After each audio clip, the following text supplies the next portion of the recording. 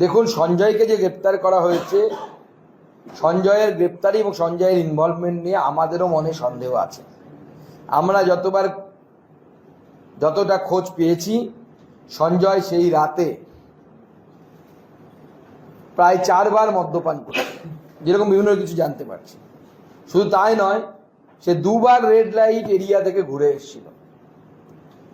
এই পরিস্থিতিতে তার পক্ষে একজন সুস্থ সবল যুবতী মেয়েকে খুন করা শ্বাসরোধ করে আদৌ সম্ভব কিনা আমাদের মনেও সন্দেহের অবকাশ আছে। তদন্ত হওয়া উচিত, কিন্তু আমাদের দুর্ভাগ্য যে তদন্ত করার জন্য যে মূল যে জিনিসটা দরকার সেটা তৃণমূল কায়দা করে, নান্টু ঘোষ সহ শুরু করে আরো এরকম তৃণমূলের নেতারা সেই বডিটাকেই তাড়াতাড়ি পুড়িয়ে দিয়েছে মুখ্যমন্ত্রীর নির্দেশে। কারণ বডি থাকলে পরে আপনি প্রমাণ বের করে আনতে পারতেন, বডি নেই। শুধু তাই নয়, গতকাল যে স্টিং অপারেশনের ভিডিও আমরা দেখেছি, শুধু হাড় হিম করে দিচ্ছে।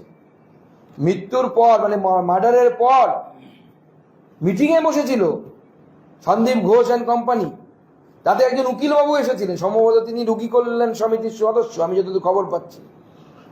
তারা সেখানে বসে মিটিং করেছে এবং সেই মিটিংয়ে ঠিক হয় যে এই ঘটনাকে আত্মহত্যা বলে দেখানো হবে বা আত্মহত্যা বলে চালানো হবে।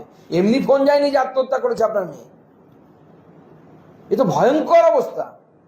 এদের নিয়ে গিয়ে সিবিআই এর উচিত 3rd ডিগ্রি দেয়া, এদেরকে দিয়ে এদের মুখ থেকে সঠিক তথ্য বের করা এবং বের করে জাস্টিস দেয়া।